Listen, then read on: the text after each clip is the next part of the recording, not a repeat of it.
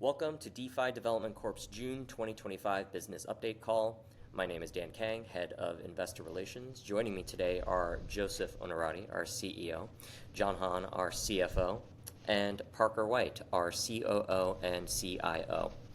As a reminder, we will be making forward-looking statements during this call. Actual results may differ materially due to risks and uncertainties, which are outlined in our filings with the SEC. Our latest shareholder letter was published yesterday, July 2nd, after market close, and is available on our website. I think there's been a lot of confusion on a lot of the, I'm going to say just headlines that have come out recently from DeFi Dev Corp. There's, the $5 billion equity line of credit, the ELOC, then there's $1 billion of registration. Is the $5 billion number real? Then obviously the $112.5 million convertible we announced, but the net proceeds are a little different. So let's just lay it all out. Maybe Parker, this would be good for you. Walk through each of those facilities. What's real? What's not? Let's just lay it all out very transparently for shareholders. Cool. Yeah, absolutely. So on the ELOC, you can really think of the ELOC like an ATM. The way we've structured this one, not all of them are like this out in the market, but the way ours is structured is very similar to an ATM. So it's using a one-day forward TWAP pricing, and then we pay a small discount based on that. So you can think of the ELOC as this ATM. So this is a facility that we can use to sell shares over time into the market, just like the ATM. So when Michael Saylor goes out and says, hey, we're putting up a new $21 billion ATM, that's not $21 billion in the door on day one, right? So in the same way, when we put up the $5 billion ELOC, that's not $5 billion in the door, but that also doesn't mean it's fake, right? It's there. This is an agreement that we have signed that we can use to sell shares. Now, we started with only registering $1 billion of it, and that's partly because we pay registration fees. And so it's better for us, more cost effective for us to register $1 billion, use some decent portion of that $1 billion, and then register potentially another $1 billion or maybe $2 billion or something like that. And so the reason we just registered $1 billion was kind of tactical, just trying to save some money on the registration fees and ultimately, be able to buy more SOL instead of spending money on fees to the SEC. So that's the ELOC. That's what it is. We'll be using the ELOC going forward to sell shares into the market, just like the ATM, raising cash from that, and then using that cash to primarily buy SOL. Pretty straightforward. So then, circling to the debt offering, to the convert, there's a component there that people have some questions about, which is the prepaid forward. How does prepaid forward work? So the way a lot of these convertible, straightforward convertible bond offerings work, the MicroStrategy types, is you have these convertible bond traders and they run these convertible arb strategies. So what they're doing is they're basically trying to capture the volatility in the stock. So what they do is they buy the bonds and then they actually want to go out and short the stock so that they create a somewhat delta neutral position, meaning whenever the bonds are in the money and they convert into stock, they've actually already sold that stock short, and so then they just cover that short with the conversion. So unfortunately, because our borrow is super expensive, right, it's very difficult to borrow our stock. But because of that, these hedge funds are not able to short the stock. And so with the prepaid forward, we are essentially providing that facility for them. It effectively looks like us buying some of our stock back, but it allows these hedge funds to run this strategy without having to sell any shares into the market or without having to sell that many shares into the market to create that short position.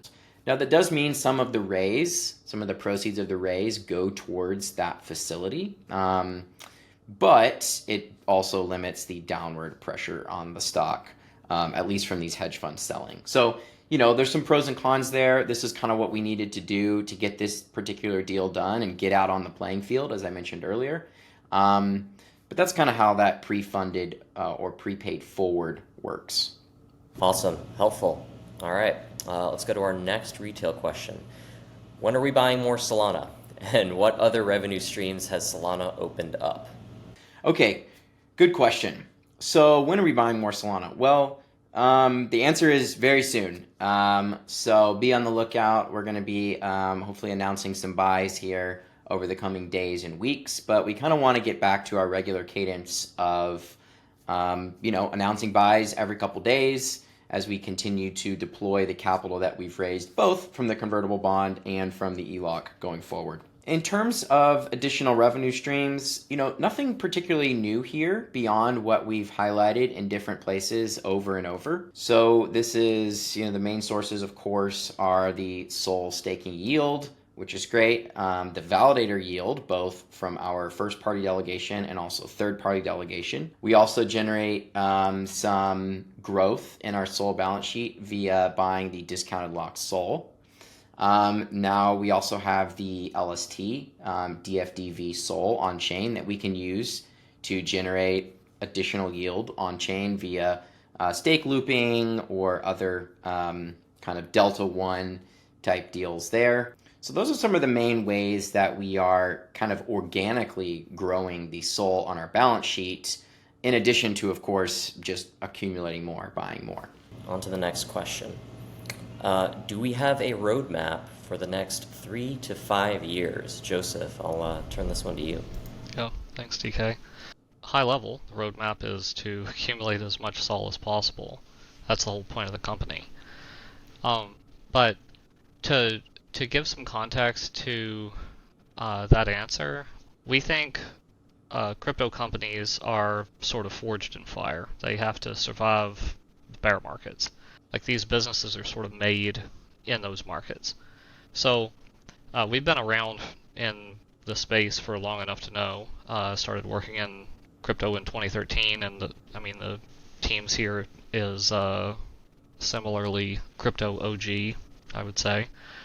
And so we have a good understanding, I would say, of what the bear market experience is like, and we expect to have to go through one or many with this business. We're also the biggest shareholders of DFDV, this team here. Kind of these two items together, I'd say we're in this for a very long time. So we expect the company to have to go through a bear market and to survive and thrive in the next Solana bull market. So given the context of having to go through a bear market and being the largest shareholders of the stock, and the goal of accumulating SOL, that's the point of the company, we have to raise as much money as possible. That's the long-term plan. Raise money and deploy that into SOL over many years to come through bear and bull market. And maybe to be a little more interesting than that, we have picked the logo for the company. It's a bridge. So what we're bridging is the public market liquidity and relatively low cost of capital, and the decentralized financial markets on Solana, which are relatively low liquidity and relatively higher yield. And we'd like to bring those two markets together. So how we do that, I think, will vary kind of over time and with what's possible within the say regulatory frameworks that we exist in and the context of the public markets. But we essentially want to connect these two things together over the next, say, 3 to 5 years and play a major part in that connection. All right. Moving on to the next question. What is the company's goal by end of this year? Are there any targets that are expected to be hit or anything to anticipate? Good question. So I'll give a take here and would love to hear some of John's thoughts as well. So, obviously, as Joseph highlighted, our goal is to accumulate SOL as quickly as possible in a kind of risk control and accretive manner. So I would love to see us grow our, SOL balance sheet by many multiples. We haven't shared specific guidance there yet. You can go look at our bonus targets to maybe get an idea of, where we think that we could get to, because we obviously set the bonus targets ourselves from a SOL per share perspective. But we want to be growing SOL on the balance sheet quite a bit. Additionally, I think our participation within DeFi, we would like to see that grow quite a bit as well, both with our LST, with our own balance sheet, and then of course the newly listed DFDVX token. So this is our stock trading on chain, and we'd love to see that just have more activity on chain as well. And then, of course, the last area that I'd love to see us continue to build on is on the third-party delegation side. So to see our validator get additional stake beyond our own stake, our own proprietary stake. So this will be partnerships with groups like Bonk, like Whiff, like others, other large holders of SOL. We hope to continue to grow our stake there. John, anything you'd add on that? Yeah, I think that's great, Parker. I'd add that another big part of kind of what we've achieved with the convertible bond offering is we spoke with dozens and dozens of investors, and probably hundreds of analysts on the back end were building our model and understanding the narrative. I think that's really the first part of us getting greater understanding from both institutional investors and retail investors in terms of what DeFi Development Corporation is, but also what Solana is. So getting greater understanding of what we're all about, what we're trying to achieve, getting people as excited about Solana as we are. And on top of that, our narrative of stacking additional Solana is still a very long journey. And eventually, hopefully, we can get to the same level of excitement as both retail and institutional investors have for micro-scalar and MicroStrategy. That would be a dream come true. All right, next question. Does management anticipate using the full $5 billion ELOC this year? And can you give a ballpark of how big the next capital raise will be? John, you want to take that one? So two questions there. First is on the full $5 billion ELOC. Depends. Depends on the market conditions. Ultimately, we're all about raising capital in both an efficient way and expedient way. So what is efficiency? Efficiency is us raising at ideally a significant premium to one-time NAV, so that when we do that raise, that it is very, very accretive to our existing investors on a Solana per share basis. The second part of that is doing that quickly. So always trying to balance those out is very, very important.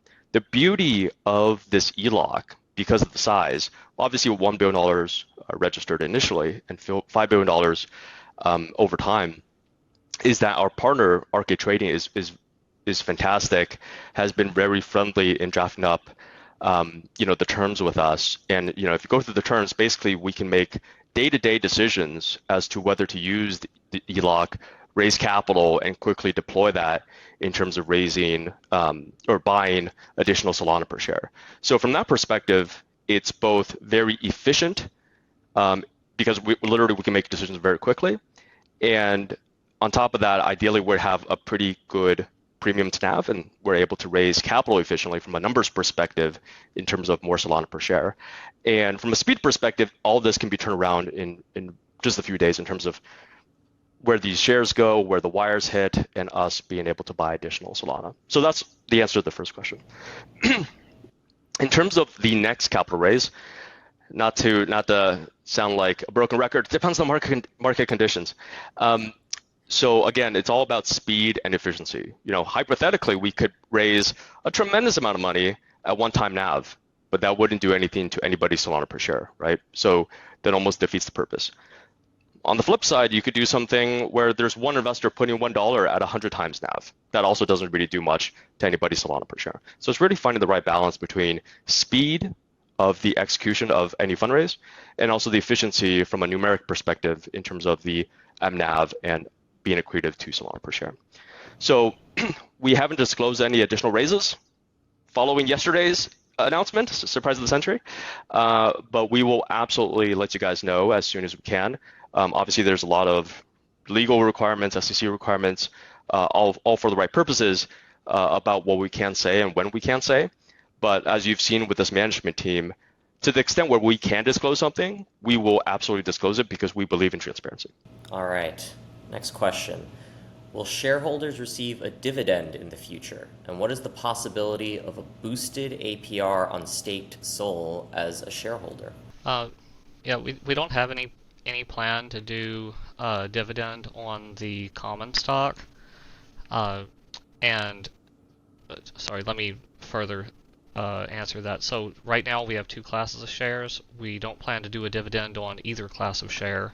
The reason for that is because our key metric is SOL per share, and if we were dividending, then it would reduce SOL per share or SOL per share growth because we wouldn't have the assets that we're dividending out to invest into SOL. So we're thinking of the company as a long-term growth company in that we continue to accumulate SOL with any additional assets or nearly any additional assets that we have available. Therefore, no dividends on current share classes. And I like this question about possibility of boosted APR on staked SOL as a shareholder as sort of a shareholder perk. We're interested in that, but don't have any short-term plan for it.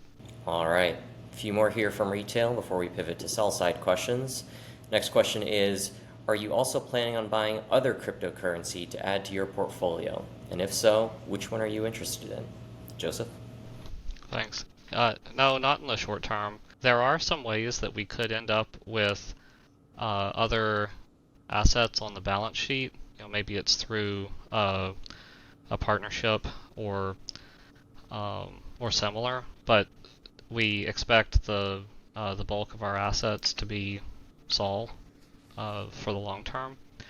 And one of our sort of core theses coming into this business is that investors want single asset vehicles. And we think investors want to pick which crypto asset they get access to. That's why we didn't do a mix of Bitcoin and SOL or whatever other asset mix. And we think that enables some interesting strategies. For example, maybe a crossover investor who trades the public markets and crypto markets, or maybe they trade the new DFDVX stock, the new tokenized stock with Kraken and X stocks, which is available on chain on Solana and can be purchased on Kraken in select geographies. Maybe they want to make a trade, something like they think the NAV premium on the stock will go up or go down, so one could go long or short on SOL and then long or short on DFDV stock. And we think that's kind of a clean strategy if we're a single asset vehicle.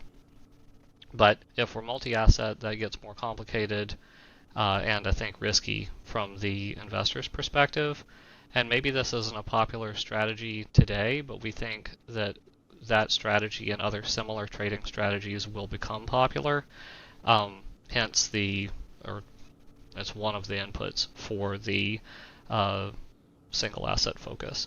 Now, we did name the company DeFi Development Corp instead of Solana Development Corp.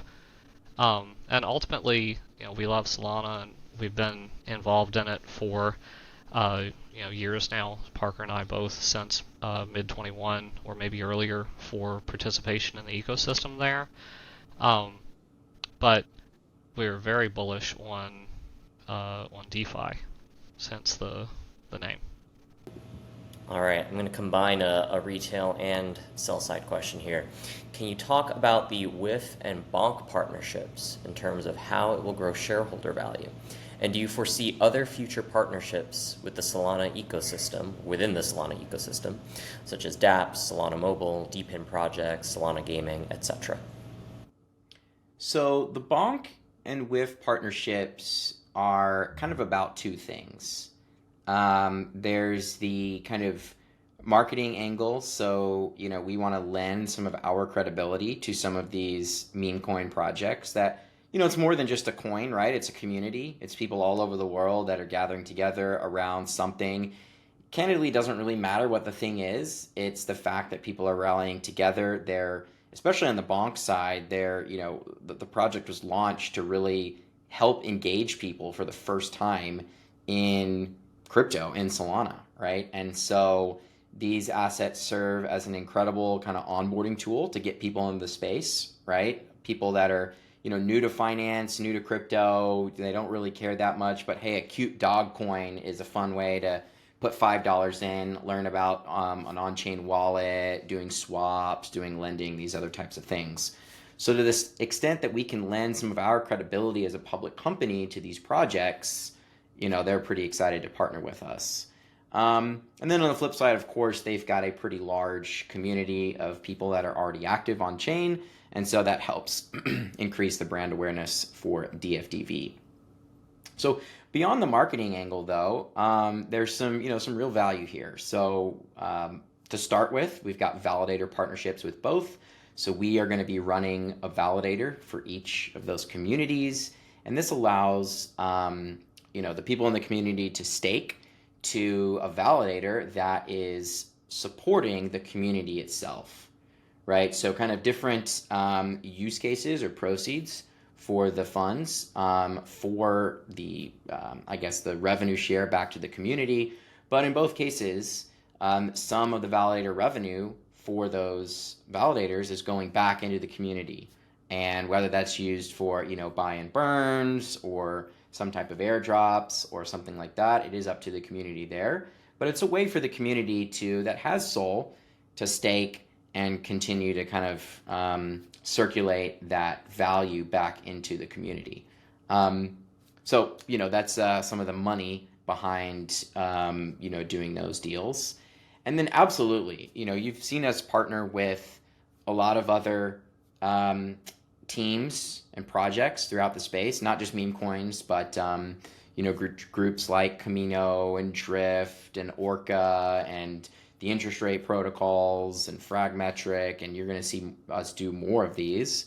And so you may see us actually pop up in some kind of weird places or some partnerships that you wouldn't think off the top of your head, like, oh, this makes sense, but ecosystem partnerships nonetheless. And our goal is really to kind of deepen our participation within the ecosystem, because we succeed when Solana succeeds. And so to the extent that we can help support the ecosystem in any way possible, whether that's from a marketing standpoint, education standpoint, or maybe even a hard dollars and soul standpoint, we want to do that. And so we hope to announce many more partnerships over the coming days, weeks, and months. All right, I'm going to fuse one more retail and Sellside question together. Do you plan to provide any estimates on Solana yield per share with efforts to grow this over time? Joseph? Yeah, we think this is a really good idea, but we haven't released any guidance yet. All right. Would you like to add anything to that, DK? I would not.